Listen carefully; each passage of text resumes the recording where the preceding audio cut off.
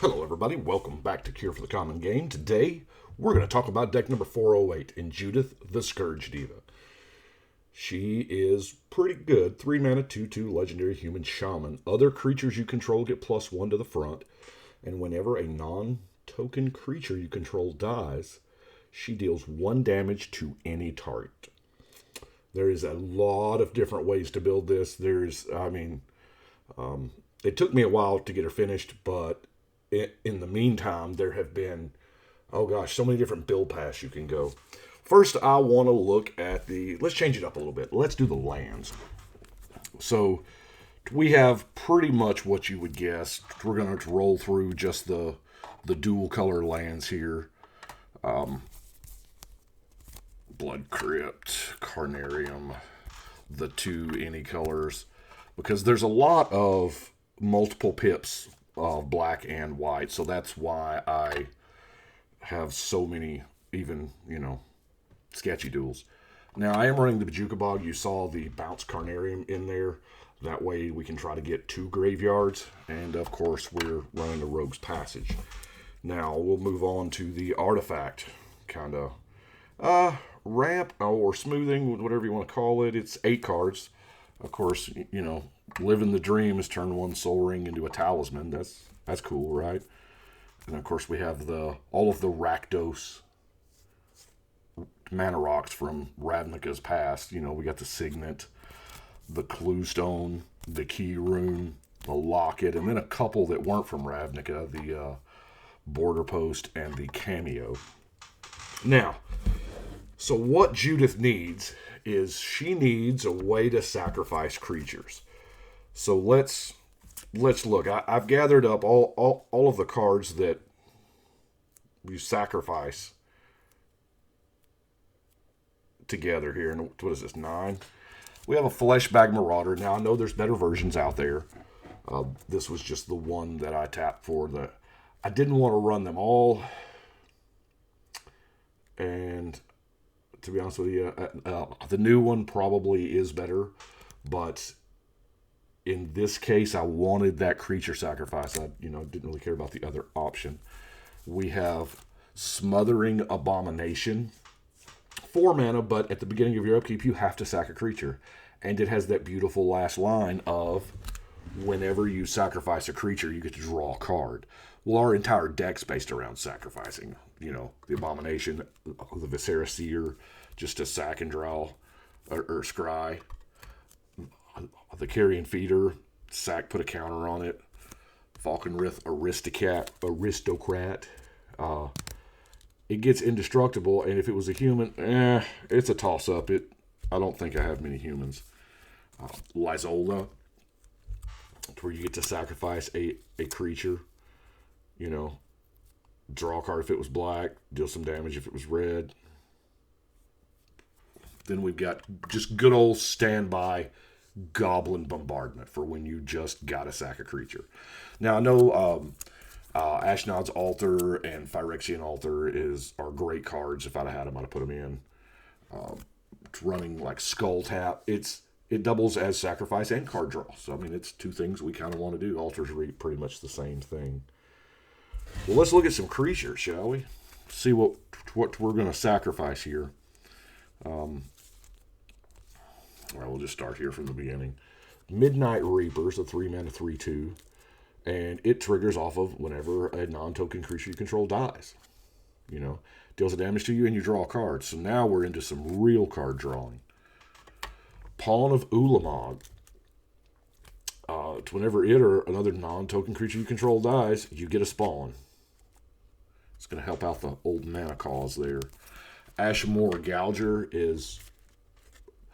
We got to have something to sacrifice, right? And, a 3 mana 4/4. The can't block is marginal. We're probably not blocking a whole lot with this deck anyway. Rakdos, typically, if you're blocking, you're losing. But Vindictive Vampire, whenever another creature you control dies, it deals 1 damage to each opponent and you gain 1 life. We're going to be sacrificing a lot. Murderous Redcap comes into play. It deals damage equal to its power, and The persist, it kind of makes it a really good sacrifice target because you get it back. Kind of like Squee. You know, you can just cast Squee straight from the graveyard or from exile or, you know, wherever Squee happens to be. But, yeah, you just cast Squee from the graveyard and keep sacrificing Squee. Or we can, you know, sacrifice Gutter Bones. You just keep bringing it back. There's reassembling Skeleton. So we can just keep bringing it back. The Corpse Augur. When it dies, you draw X cards and lose X life, where X is the number of creature cards in target player's graveyard. We're probably going to target ourselves, but this is one of those cards that Brian's got to be super careful with because, man, cards like this, I don't know that I'm responsible enough to play with because I'll draw 10 and lose 10 and just die. The Cool Wrath Knight also has Wither, you know, and that last line for Cool Wrath Knight is one that I don't think enough people respect.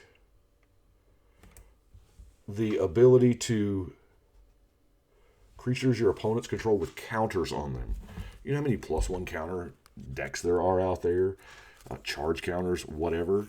And, I mean, if there's some kind of counter we just don't like, we'll just Hex Parasite that joker. I have Hex Parasite in there because it is a creature that we can sacrifice if we don't need it. I mean, it's just 1 mana. But there are, you know, walkers running around out there and +1 counters and charge counters and all those things. Heaven forbid you run across somebody with divinity counters. Those need to come off.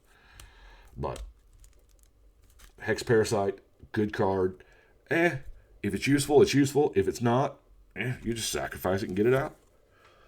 Lightning Reaver. Now, this is a beautiful card. 5 mana, 3/3 fear, haste. When it deals combat damage to a player, you put a charge counter on it. At the end of your turn, it deals damage equal to the number of charge counters on it to each opponent. So, yeah, even if you pick on the same person and just keep hitting them because they don't have blockers, everybody's taking damage. Harvester of Souls. Whenever another non-token creature you control, you can draw cards. So there's a recurring theme there of when something dies. Now this one, it doesn't even have to be yours. Footlight Fiend is in there. When it dies, it deals 1 damage to any target. Ketteric Parasite is another one that's like, I put it in there. It works well in Rakdos because, you know, it's a black card that checks for red.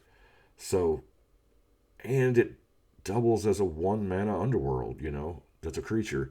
If it matters, it matters. If not, you can just sack it. Death Greeter, another creature's put in your graveyard from play, you can gain 1 life. Why not? Zulaport Cutthroat. Each opponent loses 1 life and you gain 1 life. You see where we're going here, right? Vein Drinker. Now, Vein Drinker is the fighting vampire, obviously. So you get to, you know, kill things and make the Vein Drinker bigger. Now, Nezumi Grave Robber. Exile target card from an opponent's graveyard. If no cards are in that, you flip it, and then you get 5 mana to put target creature card from a graveyard onto the battlefield under your control. So that is really, really good. Now, while we're kind of here on the subject, yes, Dictative Erebos and Grave Pact would be outstanding in this deck. If I had either one, they would be in. They are just all-stars in this type of strategy, especially with the Grave Robber here. The Grave Robber is so cheap, you can get it out there and pick somebody that doesn't only have 1 card in their graveyard. They got to have 1 because you got to have something to target. And then, hey, it flips and you get 5 mana colon, you know, bring whatever you want back. And if you've got the pact, then they're filling their graveyard up too. So it's really good. Anethomancer, I'm playing just because I can. I'll be honest with you. It's a 3 mana 2/2 that you don't mind sacking because you can just unearth it. We play a Nathomancer for its comes into play abilities. Let's face it, we do. It's like my lighting or something has changed, but nothing has changed. It's weird. Anyway, because it really punishes the greedy mana bases of the 3, 4, 5 color decks. I mean, it really does. Corrosive Mentor, another wither creature that, well, gives all the black creatures wither. That's nice. Falcon Wrath Noble. Whenever it or another creature dies, doesn't have to be one of yours here. Target player loses one, you gain one. Deathbringer Regent's more of a board wipe than, and hey, later on we could sack it if we need to. Cryptborn Horror is in there because, I mean, for 3 mana, this is easy to get off a lot of times and have him be, 10-10, whatever. Now, here's my questionable spot. And I know you're thinking, there's a couple in there, wasn't there? And the reason why is there's something I just want to do with this card. And instant and sorcery spells you control have Death Touch. Now, yeah, I could have gone deeper with this specific theme, but I didn't. I just kind of wanted to give it a test drive, if you know what I'm saying. So, and I know that this would be good with Pyroclasm and Pyroclasm type effects. But I went down even further. I went to the worst possible common denominator here, Dry Spell from Homelands. Deals 1 damage to each creature and each player. So it's, yeah. I know. It's rough. But for the rest of the removal, of course, we have Tragic Slip, which is just about always, you can always have Morbid, Murder, Bedevil, and of course, Blasphemous Act. Hey, Blasphemous Act could have Death Touch too, just in case that 13 damage didn't kill it. I like that Pestilent Spirit, and I think it might work well in several decks, but it seems like it's small enough to where just about everything is going to kill it. So, anyway. Our other random cards in the deck, we'll just, Sadistic Glee is a aura. Whenever a creature is put into a graveyard, you put a 1/1 counter on enchanted creature. So, kind of gives you a backup as to maybe we could commander damage it out if, we've got this out there. Let's Reap some Graves. Return target creature card from your graveyard to your hand, but it has Storm. Now, how good does it have to be? I think I covered this in the Scourge set review, which, by the way, if you haven't watched the set reviews, I've done 30 of them so far, I believe. It's part of the 100 Days of Magic that I've been doing. I did a couple. It seemed to go over real well, so I'm just going down in order. But for 1 mana, the baseline was 1 mana for Raise Dead way back. 1 mana got you 1 creature. The only saving grace here is this is an instant, so you can play it on it. If there's a counterspell war going or something happening on somebody else's turn, you can be like, well, I think I'll get back 3 guys. Rakdos Charm, exile a graveyard, which is handy. Destroy an artifact, also handy. Or each creature deals 1 damage to its controller. It kind of counters Stormherd, I guess. Fist of the Demigod. Now, more than likely, we're playing this on the commander to give it Wither, First Strike, and +2. That's really strong for 2 mana. I guess I should have put Songs of the Damned in the mana ramp category, but y'all didn't know we were all about sacrificing back then. Okay, you probably did. But Songs of the Damned is, it's a powerful instant in this style deck where we do nothing but sacrifice, and maybe late game we need just a ton of black mana. Palace Siege. Now, I can see choosing either choice here depending on the game state, and that's what makes it good. Now, the deck's kind of built around the Khan's ability, but, I'm not opposed to that dragon ability if the situation fits. We have Fling. Of course we have Fling. You know, if we're going to have a giant Cryptborn Horror or something like that, we might as well have a way to fling it. And it's a sacrifice ability, so the creature's going to die and all our stuff's going to trigger and all of the fun stuff. Signing Blood's in there, just, you know, it was one of the few card draw spells I had that didn't require us to sacrifice. Victimize.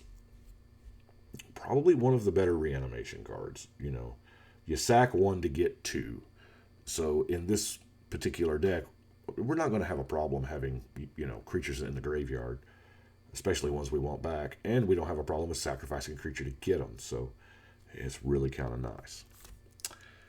Havoc Festival to counter that crazy life gain. Oh, and, you know, put everybody on a clock. A really serious clock.